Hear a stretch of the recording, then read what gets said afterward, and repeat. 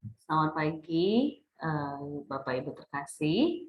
Kita akan memuji Tuhan dan merenungkan firman Tuhan sebagai dasar persekutuan doa kita pada Selasa pagi ini. Pertama-tama kita akan memujikan lagu yang mengingatkan kita bahwa janji Tuhan itu selalu nyata ya, selalu setia kepada kita, dan lagu ini mengingatkan ketika fajar pagi hari pun hadir untuk setiap kita, di sana wujud kesetiaan kasih Tuhan. Kita pujikan bersama-sama janjimu seperti fajar pagi hari.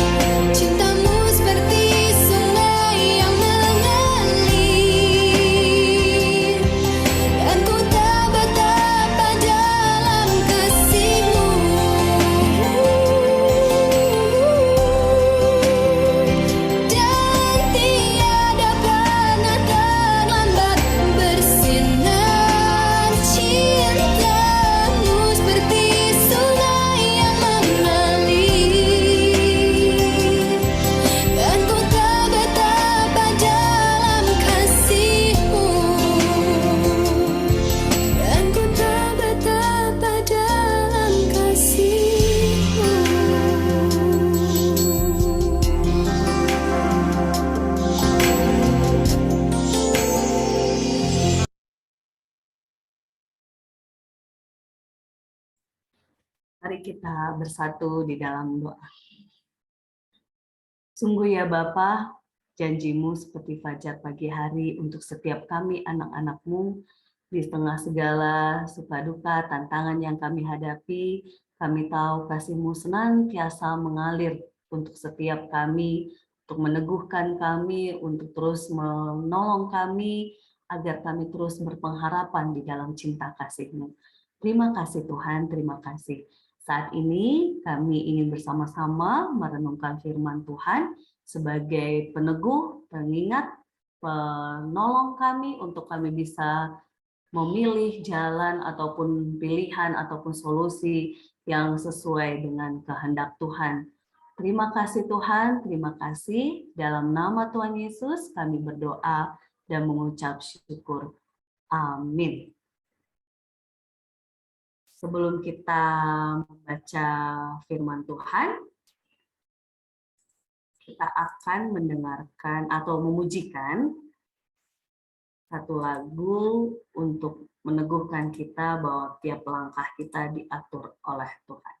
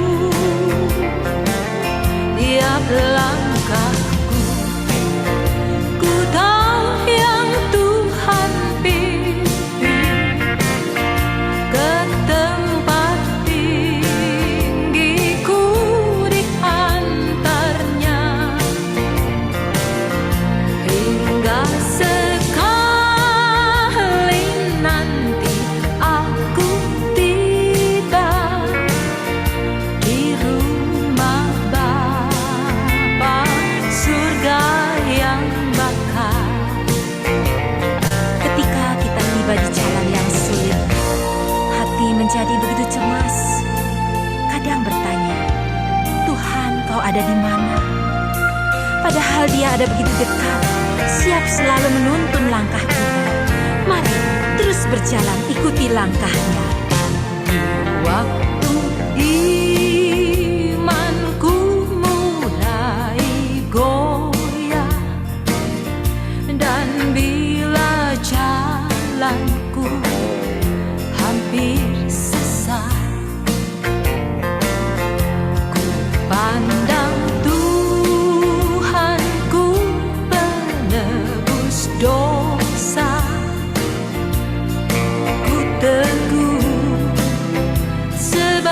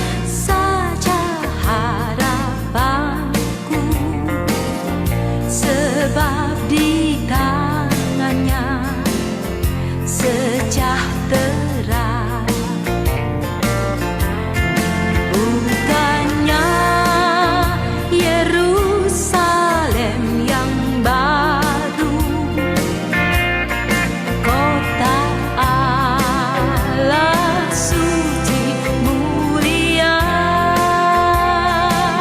tiap langkahku ku tahu yang Tuhan pimpin ke tempat tinggiku dihantarnya,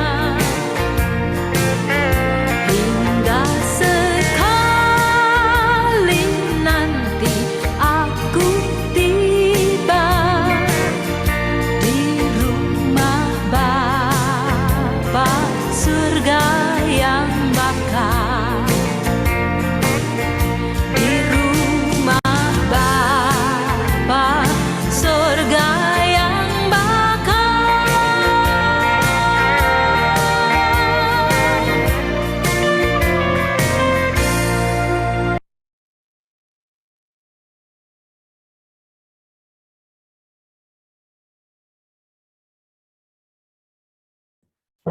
Bapak Ibu terkasih, pembacaan firman kita pada hari ini terambil dari Markus 10 ayatnya yang ke-46 sampai 52.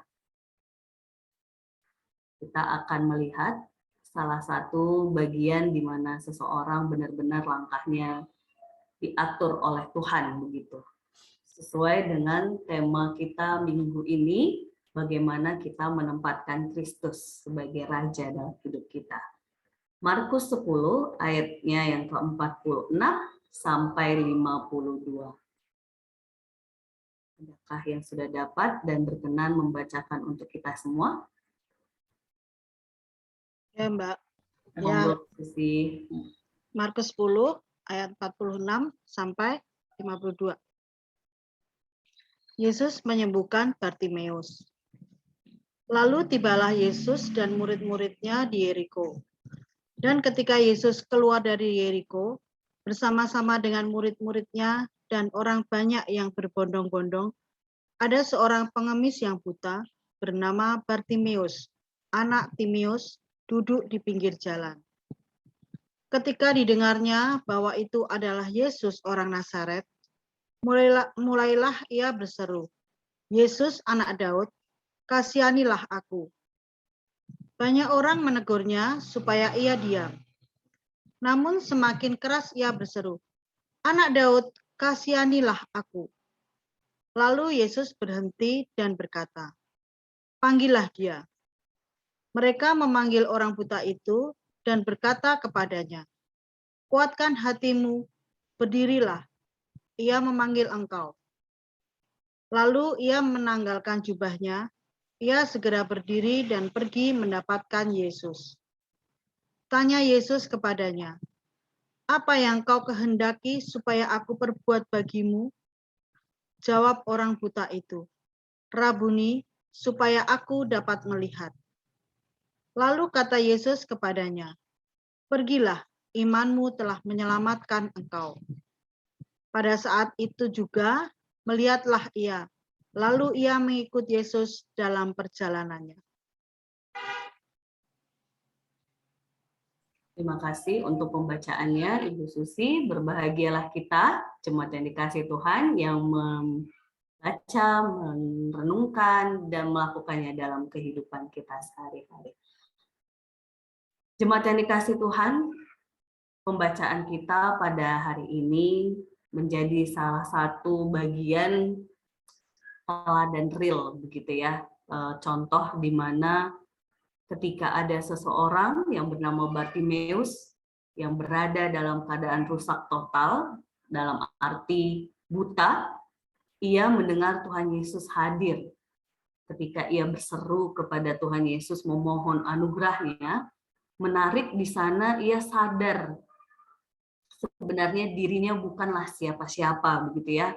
Sadar dirinya tidak terlalu mengenal, maksudnya Yesus tidak terlalu mengenal dia, juga dia lagi-lagi dengan butanya konteks zaman Yesus yang kita tahu itu pasti dihakimi bahwa orang yang berdosa justru tidak bisa dekat dengan sosial ataupun kegiatan-kegiatan yang ada dengan leluasa, begitu ya. Jadi bisa kita bayangkan ketika dia tahu Yesus ada, hadir, ataupun sedang ada di sekitarnya, ketika ia berteriak, "Anak Daud, kasihanilah aku." Coba kita bayangkan, jemaat yang dikasih Tuhan. Kira-kira teriakannya itu apakah sekedar, "Anak Daud, kasihani aku," atau kalau kita mau dramatisir gitu ya, "Anak Daud, kasihanilah aku." Atau kalau mungkin saking semangatnya, kalau tadi dramatisir itu terlalu lembut gitu ya, kalau mungkin saking semangat, "Anak Daud, kasihani aku." Wow, bisa kita bayangkan ya, jemaat yang dikasih Tuhan ya, ketika melihat bagian firman Tuhan kita hari ini, kalau kita menempatkan diri di Bartimeus, kita versi yang mana ini? Apakah kita sekedar, "Anak Daud, kasihani aku," atau dengan lirih justru tidak didengar, atau justru dengan teriak, "Anak Daud, kasihani aku," gitu ya. Saya jangan teriak lagi ya, nanti Bapak Ibu kupingnya sakit lagi ya. Tapi artinya jemaat yang dikasih Tuhan, seruan, kalau kita lihat tadi ada 2 kali ya, Bu Susi ya, atau Bapak Ibu ya, ada 2 kali yang padanya sampai orang-orang sekitarnya diam. Nah, itu real yang kadang-kadang ketika kita ingin memanggil Tuhan, berseru, memohon anugerahnya, kita diperhadapkan situasi seperti Bartimeus begitu. Tapi luar biasa, Bartimeus memohon menunjukkan keyakinan yang besar bahwa Yesus sanggup menyembuhkan kebutaan ini. Ia tidak dilemahkan meski ada orang yang menyuruh dia diam, yang justru menyuruh dia mungkin tidak usah memanggil begitu ya. Dia tidak patah semangat, tapi dia terus untuk berseru kepada Tuhan. Itu pelajaran pertama buat kita adalah betapa bagaimanapun keadaan kita, berseru kepada Tuhan itu salah satu tanda bahwa kita menempatkan bahwa Tuhan itu sungguh-sungguh raja dalam hidup kita. Penyembuh kita, penolong kita, peneguh kita. Walaupun kita tidak tahu latar belakang Bartimeus ya, tetapi ketika dia berani memanggil berseru, di sana sebenarnya dia yakin bahwa Tuhanlah yang berdaulat atas dirinya termasuk penyakitnya. Bagaimana dengan kita? Apakah kita sungguh-sungguh yakin bahwa Tuhan yang berdaulat atas hidup kita dan terus berseru kepadanya? Ini yang pertama, jemaat yang dikasih Tuhan. Yang kedua, yang menarik dari bacaan kita hari ini, ketika Yesus bertanya, "Apa yang kau kehendaki supaya aku perbuat bagimu?" Ini pertanyaan yang sering sekali kalau jemaat yang dikasih Tuhan sering membaca bagian Perjanjian Baru, Yesus sering sekali sebelum menyembuhkan orang lain, dia bertanya, walaupun tidak selalu ya Bapak Ibu ya, tapi sering sekali bertanya, "Apa yang kau ingini? Apa yang kamu mau?" Apa yang selalu menanyakan. Kenapa begini jemaat yang dikasih Tuhan? Karena sebenarnya di sini Tuhan ingin semakin meneguhkan, ingin melihat sejauh mana iman dan pengharapan seseorang yang memohon kepadanya. Menarik ya, Bapak Ibu terkasih ya. Sebenarnya kalau Tuhan nggak usah nanya, tahu kok Pak Pri maunya apa, Bu Ratna maunya apa, Bu Susi, Bu Sahni, Aban. Tahu Tuhan kita itu, dia maha tahu. Tetapi terkadang Tuhan itu mau wujud pengakuan, kata-kata yang sejauh manakah kita yakin bahwa harapan kita ini akan didengarkan oleh Tuhan. Ini yang sebenarnya kita mau, ini yang kita harapkan gitu ya. Makanya kalau ada orang yang sering sekali misalnya, "Adalah doa dalam hati juga didengar Tuhan," begitu ya. Nggak usah disebutkan pun Tuhan maha tahu, atau sering sekali di ending doa gitu ya, "Tuhan lebih maha tahu apa yang kami inginkan ini." Nggak apa-apa sih jemaat yang dikasih Tuhan, nggak apa-apa. Saya bukan bilang salah ya. Tetapi kalau itu doa pribadi kita, nggak usah gitu kalimatnya ya. Langsung saja, Tuhan ini yang kurasakan, ini yang kuharapkan, yang aku yakin Tuhan akan mewujudkan. Begitu ya. Jadi jemaat yang dikasih Tuhan, ini menunjukkan kepada kita untuk terus mengaku apa yang menjadi harapan kita kepada Tuhan lewat kata-kata doa kita yang kita sampaikan kepada Tuhan yang menjadi pemilik kehidupan kita. Ini yang kedua. Ketiga, terakhir, jemaat yang dikasih Tuhan. Yang ketiga, ketika Bartimeus sembuh. Menarik, kalimat terakhir di ayat kita tadi. Ketika dia sudah ditolong oleh Tuhan, dia sudah dipulihkan oleh Tuhan, apa katanya di sana? Pada saat itu juga melihatlah ia, lalu ia mengikuti Yesus dalam perjalanannya. Mengikut Yesus. Nggak banyak jemaat yang dikasih Tuhan yang orang ketika sudah ditolong, sudah dipulihkan, lupa sama Tuhan Yesus, Tuhan gitulah ya. Aku udah sembuh, puji Tuhan, udah cukup sampai situ. Tidak tahu bahwa kadang ketika kita mengalami mujizat Tuhan, pengalaman spiritual kepada Tuhan, itu tidak hanya sampai titik sampai cukup sudah dipulihkan, tapi ternyata ada aksi kita mengikut Yesus, kita bersaksi, kita melayani dengan sungguh-sungguh bahwa kita setia. Dialah pemilik kehidupan kita yang berkuasa atas hidup kita. Nah, yang ketiga ini bisa menjadi refleksi untuk kita. Saya yakin setiap kita punya banyak pengalaman mengalami pertolongan Allah. Pertanyaannya, setiakah kita mengikuti Yesus? Dalam pikiran, perkataan, perbuatan kita. Jangan-jangan kita bukan setia mengikuti Yesus setelah ditolong, tetapi ego, kehebatan kita, dan sebagainya. Untuk itu, jemaat yang dikasih Tuhan, bagi yang ada di rumah, nanti boleh sharing dengan keluarga. Bagaimana dengan kita, Bu, Pak, anak-anak, atau siapapun anggota keluarga di rumah kita, sudahkah kita sungguh-sungguh menempatkan Tuhan yang berkuasa atas hidup kita, yang kita yakin dialah sumber pertolongan, bahwa dialah tempat menyurahkan isi hati harapan, dan dialah Tuhan yang harus selalu kita ikuti, teladani dalam hidup kita. Ini juga menjadi peneguh buat saya secara pribadi, berharap juga meneguhkan jemaat yang dikasih Tuhan, yang sakit tetap beriman kepada Tuhan, yang bergumul tetap yakin Tuhan memberikan pertolongan dan solusi. Banyak apalagi jemaat yang dikasih yang sedang berharap, mungkin ingin punya anak, atau mungkin punya pekerjaan, ingin ini itu begitu ya, yang semua kita ungkapkan kepada Tuhan dan yakini, karena seperti kata Yesus tadi, pergilah, imanmu telah menyelamatkan engkau, maka kita berharap itu juga yang dikatakan Yesus kepada setiap kita. Pergilah, imanmu yang telah menyelamatkan kita dan mencapai apa yang kita harapkan. Amin. Tuhan Yesus memberkati.